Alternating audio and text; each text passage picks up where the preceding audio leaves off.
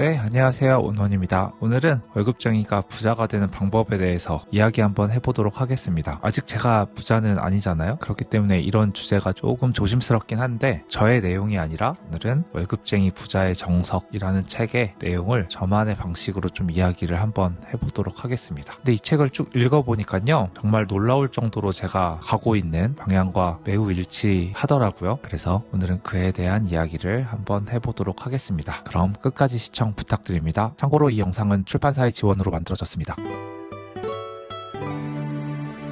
네, 그럼 바로 알아보도록 하겠습니다. 우선 부자가 되는 가장 중요한 첫걸음, 뭘까요? 마인드셋이라고 생각을 합니다. 책에서도 중요하게 다루고 있는데요. 마인드셋이 뭐냐? 바로 부자가 되고 싶어하는 마음이 있는지가 중요한 부분일 것 같아요. 내가 연예인이 되고 싶은 마음이 있어야 연예인이 되잖아요. 마찬가지로 이것도 부자가 되고 싶은 마음이 마인드셋의 첫 걸음이라 여겨집니다. 그럼 그 마음은 어떻게 생기냐면 개개인이 부자가 되어야 하는 목표를 가지고 있어야 부자가 되고 싶다는 마음이 생길 것 같아요. 저의 경우에는 경제적 독립, 이게 가장 우선이죠. 파이어를 하고 싶어서 열심히 돈을 모으고 있는데 이런 목표를 가지고 동기를 가질 수도 있고 또한 또 여러 가지 목표가 있을 것 같은데 제가 좀 몇 개 뽑아왔습니다. 어느 분들은 가정을 꾸리기, 그러니까 뭐 좋은 집에서 자가로 시작하는 이런 목표가 있을 수도 있고요. 아니면 지금 살고 계신 분들은 집 갈아타서 좀 더 좋은 집에 살기, 아니면 아이들이 있으신 분들은 아이들에게 좋은 기회, 좋은 환경을 만들어주기, 아니면 업무적으로는 부당한 업무를 받았을 때 돈을 좀 가지고 있는 분들은 편하게 거절할 수 있고 그런 직장 생활에 매여 있는 그런 마음을 좀 편하게 하기 위해서 돈을 모을 수도 있고요. 그리고 어떤 분들은 아예 돈에서부터 신경 안 쓰고 살고 싶다라는 마음으로 돈을 모으고자 하시는 경우도 있을 것 같습니다. 그리고 경쟁 사회에서 돈이 있으면 안정감을 또 느낄 수 있기 때문에 이런저런 목표, 이런 마음들로 돈을 모으고자 하시는 분들이 있을 것 같아요. 그럼 이렇게 목표를 잡고 되고 싶다고 마음을 먹었으면 다음 단계는 뭘까요? 다음 단계는 바로 부자가 될 수 있다는 확신입니다. 부자라는 말이 좀 거창하지만 이게 부자가 뭐 다른 말이 아니라 돈을 모을 수 있다는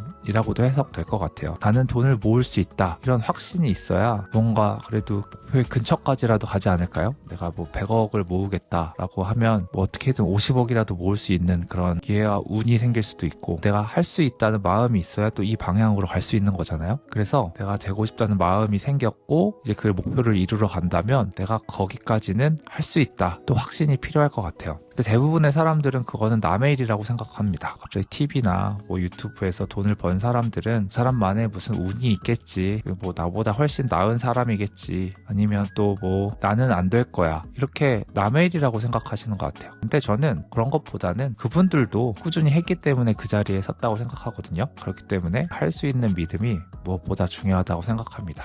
무엇이든 똑같지만 안 믿고 내가 확신이 없으면 아예 이루어지지 않는 게 인생인 것 같아요. 내가 변호사 자격증을 따서 변호사가 되겠다라는 마음을 먹고 로스쿨을 가야지 변호사가 되는 것처럼, 아니면 내가 집을 살 거야, 자가를 살 거야 라는 마음을 먹어야 매매 계약을 하잖아요. 그래서 무엇보다 이 목표를 잡고 자기가 확신이 있어야 안 될 수도 있지만 될 가능성이 그만큼 훨씬 올라가겠죠. 그래서 내가 내 자신을 믿어주고 내가 안 믿어주면 또 누가 믿어줄 수 있겠냐는 생각도 들거든요. 그렇기 때문에 뭐 많은 분들이 TV에도 나오고 유튜브에도 나오고 특히 전원주 선생님 대단하잖아요. 이런 일이 벌어질 수 있는 거죠. 씨를 뿌려야 씨가 싹 트는 것처럼 그런 씨들은 내가 할 수 있다는 믿음과 확신, 그리고 뚜렷한 목적의식이 아닐까 싶습니다. 그렇기 때문에 여러분들도 나도 할 수 있다 하는 마음을 갖고 무엇이든 임하는 게 또 중요할 것 같고요. 그렇기 때문에 내가 왜 부자가 되고 돈을 모아야 하는지를 알고 할 수 있다는 마음을 먹으면 그 다음 단계는 뭐 뻔합니다. 바로 실천하고 행동하기입니다.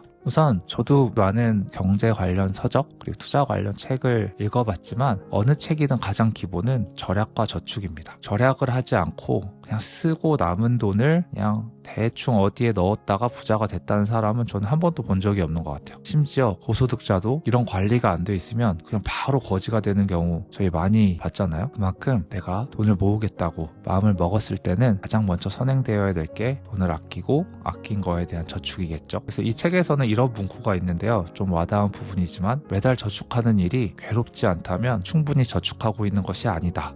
좀 무섭지 않나요? 하지만 이렇게 좀 약간 고통스럽고 힘들고 내가 미래를 위해 현재를 좀 약간 인내를 하는 거니까 그만큼 미래에 대한 보상이 따라오고 이 남들과의 차별점을 만드는 거라 생각이 들어요. 그렇기 때문에 좀 적당히 고통도 있어야 그만큼 성장을 한다고 생각하고, 그럼 얼마를 저축해야 되냐? 책에서는 말합니다. 최소 소득의 30% 이상은 저축하라. 가끔 저희에게 말씀하시기를 30%는 너무 벅차요.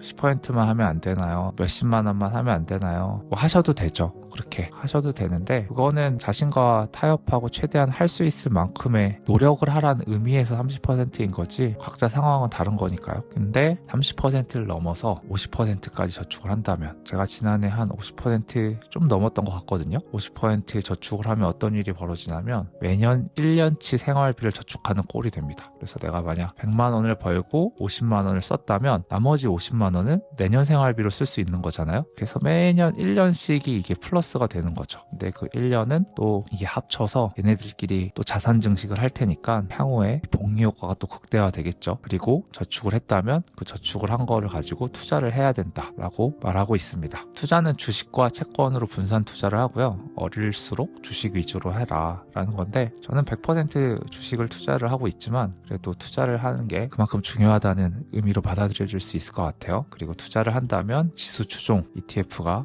기본이다 라고 말을 하고 있고요. 이렇게 꾸준히 절약을 하고 저축률을 올리면서 투자를 하는 길이 저희 같은 사람들의 자산 증식의 아주 기본이 아닌가 싶습니다. 그리고 이 책에서 나온 얘기 중엔 좀 특이한 게 있는데요. 집을 사야 되고 5년 이상 보유를 해라. 그리고 부동산이 부를 쌓는데 꽤 효과적이다 라고 말을 하고 있어요. 왜냐하면 부동산은 위험과 보상이 비례하지 않는다 라는 건데, 보통 위험한 게 보상이 크잖아요. 근데 부동산은 위험이 적은데 보상은 크다, 약간 이런 말로 저는 해석이 됐거든요. 왜냐하면 집은 위험할 때 정부에서 지원하는 정책들이 나옵니다. 2, 3년 전에 집값 조금 떨어진다고 했을 때 특례보금자리론, 햇살론, 예전에 박근혜 정부 때는 LTV를 갑자기 70%까지 올렸죠. 그때 10억짜리 집을 사면 7억까지 빌려주고, 그리고 그때는 금리가 거의 0%대였잖아요. 집을 시장이 위험할 땐 떨어뜨려야 되는데 집을 떨어뜨릴 수가 없어요. 안 그러면 사람들이 대부분 거리에 나앉거나 삶이 너무 힘들어져서, 또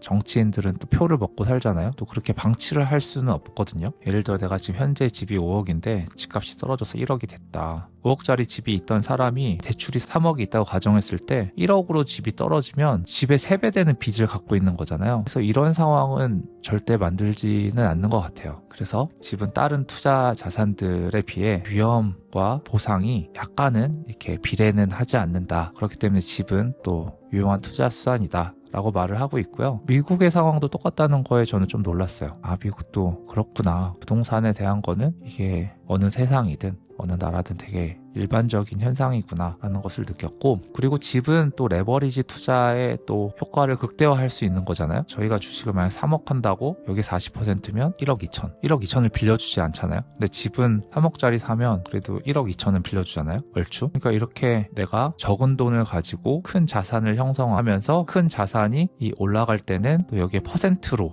매겨지니까 이 레버리지 효과가 아주 극대화되기 때문에 집은 괜찮다라는 것을 또 말해주고 있습니다. 그리고 5년 이상 보유하라는 얘기는, 부동산은 보통 7년에서 10년 주기로 움직이니까 5년 이상 보유를 해야 투자에 어느 정도 효과가 있다라는 걸 말하고요. 저도 2020년에 집을 사고 최근에 집이 올랐더라고요. 근데 그 전까지는 제가 S&P랑 집이랑 큰 차이가 없다라고 영상을 올렸는데, 지금은 또 저도 상황이 좀 달라졌어요. 집이 수익률이 훨씬 높더라고요. 아무래도 S&P 1억 하는 게 집은 막 6억대에서 돈이 움직이니까 S&P 수익률이 좀 더 높다고 하더라도 집은 조금만 올라도 막 몇 억씩 그냥 올라와 버리더라고요. 그래서 이 책을 읽으면서 5년 이상 보유를 하고 7년에서 10년 주기로 움직일 때는 좀 더 오르니까 확실히 이래서 집 사야 된다라는 이야기를 하는구나 하는 걸 또 느낄 수 있었고요. 그리고 또 책에서 강조하는 점은 소규모 파이프라인으로 소득을 늘려라. 창업을 하면 가장 좋다고 말하고 있는데, 창업까지는 솔직히 너무 부담스럽잖아요. 커피숍을 할 수 없는 거고 편의점을 할 수 없는 거고. 근데 요즘에는 그래도 부업을 하면서 조그마한 돈을 얻기에는 좀 좋은 세상인 것 같아요. 예전에는 창업이라고 하면 이렇게 거창한 것을 말했지만 요새는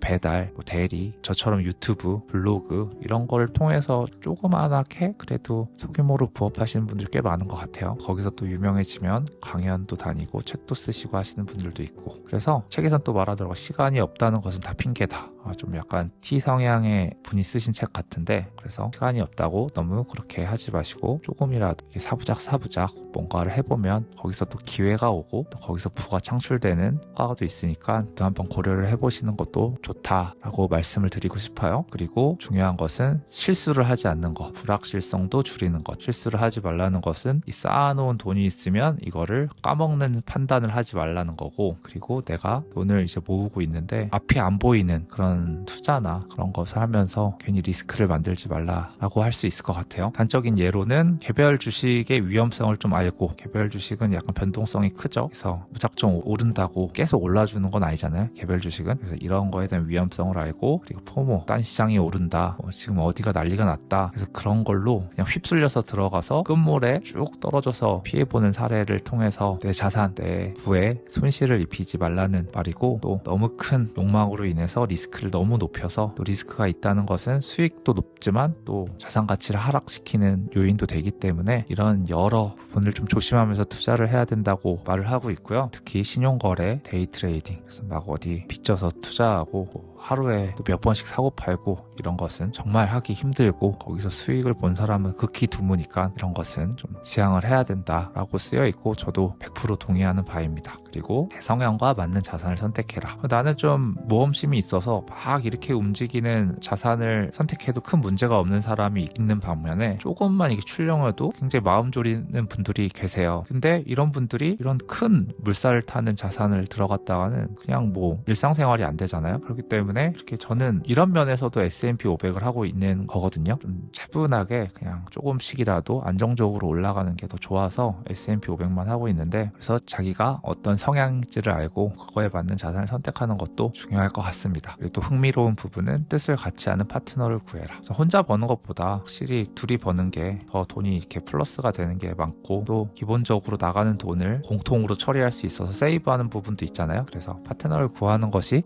장기적으로는 이 자산 형성에 중요하다라는 걸 말하고 있고요. 그런데 거기에서도 경제적 스타일이 아주 잘 맞는 배우자를 만나는 것이 무엇보다 중요하다고 강조하고 있습니다. 그래서 서로에게 경제적 트레이너, 너가 이렇게 투자하는 거 좀 리스크가 있어, 아니면 너가 이렇게 소비하는 것은 조금 한 번 더 생각해보면 좋을 것 같아, 약간 이런 서로의 경제적 지원자, 이 심리적으로도 안정감을 줄 수 있는 존재가 되어주는 게 중요할 것 같고요. 그리고 막 낭비하는 사람들보다 자기 지출을 잘 관리를 해서 가정의 경제 습관을 만들 수 있는 그런 분을 만나시면 아주 돈을 빨리 모으고 부자가 되는데 아주 매우 효과적일 것 같습니다. 정리를 해보면요, 크게 세 가지로 말할 수 있을 것 같아요. 첫 번째로는 내가 돈을 모아야 하는 구체적인 목표를 설정을 하는 것이 중요할 것 같고요. 그리고 내가 할 수 있다, 이것에 대한 믿음을 갖고 항상 마음에 새기면서 실천을 하는 거죠. 실천에는 절약이 있고 절약을 통해서 저축을 쌓은 다음에 그것을 잘 굴려가면서 자산을 키우는 게 매우 중요하다 할 수 있고, 그리고 그 과정에서 위험한 짓이나 주변의 인간관계, 배우자를 잘 만나는 것도 중요하다, 그것도 큰 부분을 차지한다 라고 할 수 있을 것 같아요. 그리고 가능하면 소규모 소득에 대한 파이프라인을 만들어서 더 내게 도움이 되는 일을 하면 좋겠다, 지금 자산에 더욱 가속도를 붙이거나 아니면 위기 상황이 와도 좀 여기서 대안을 찾을 수 있는 그런 장치를 만드는 것이 중요할 것 같습니다. 그래서 이 저자의 이름은 샘 도겐이거든요. 이렇게 생기셨다고 해요. 그래서 이분이 어떻게 살았는지 구체적인 사례를 몇 가지 말씀드리면, 직장을 잡고 주거비를 아끼기 위해서 집을 쉐어를 하면서 살았고, 절약을 위해서는 저녁은 회사 구내식당에서 먹고 들어갔으며, 그리고 소득의 50에서 80%를 매년 저축을 했다고 해요. 그리고 미국의 퇴직연금 401k라고 하는 거,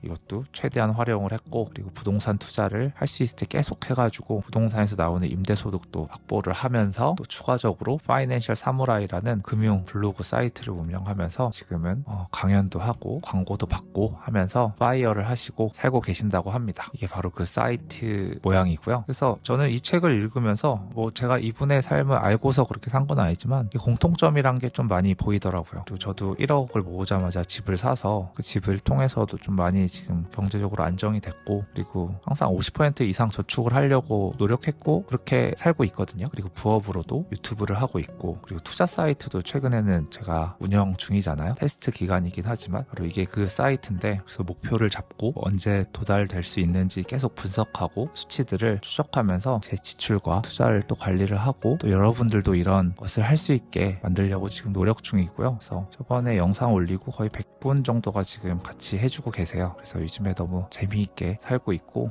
각 종목별로도 평가 금액이 어떻게 지금 계속 달라지고 있는지, 이렇게 투자하면 향후에는 어떤 식으로 이 투자가 진행될 건지 낙관적인 시나리오, 비관적인 시나리오 해서 이렇게 다 분석할 수 있게 만들고, 그리고 또 같이 투자해 주시는 분들과 함께 이런저런 이야기도 하면서 이게 또 지루한 지수 투자를 즐겁게 하는 뭔가 플랫폼, 커뮤니티를 만들어서 모두에게 좀 유익한 공간이 되도록 하는데 요즘 많은 시간을 쓰고 있습니다. 그래서 그런 점들이 매우 비슷하다고 느꼈고요. 마지막으로 이 책 첫 부분에 나오는 이야기인데, 그 이야기하고 이번 영상 마무리하겠습니다. 저자가 직접 한 말이고요. 한번 읽어보면, 이 책이 건네는 가장 중요한 교훈은 계속해서 자신의 진척 상황을 추적하고 숫자를 파악하라는 것입니다. 저축률, 불로소득, 순자산 등 무엇이든 측정할수록 개선됩니다. 이 말에 너무 공감을 하고, 저 역시도 맨날 가계부 쓰고 이 투자 커뮤니티도 만든 게 다 이런 것을 위해서 한 건데, 초반에 나오는 이벤트가 저에게는 정말 큰 울림을 주었어서 마지막으로 한번 읽어드렸습니다. 네. 오늘은 이 월급쟁이 부자의 정석이란 책을 가지고 제가 읽은 내용, 느낀 점, 그리고 저에 대한 생각 종합적으로 달아봤고요. 구매 링크 있거든요. 관심 있으신 분들은 한번 읽어보셔도 좋을 것 같습니다. 네, 유익하게 보셨다면 구독 한번 부탁드리고, 좋아요와 댓글도 언제나 기다리고 있으니까요. 꼭 한 번씩 부탁드립니다. 네, 이번 한 주도 고생 너무 많으셨고 오늘도 끝까지 봐주셔서 진심으로 감사드립니다.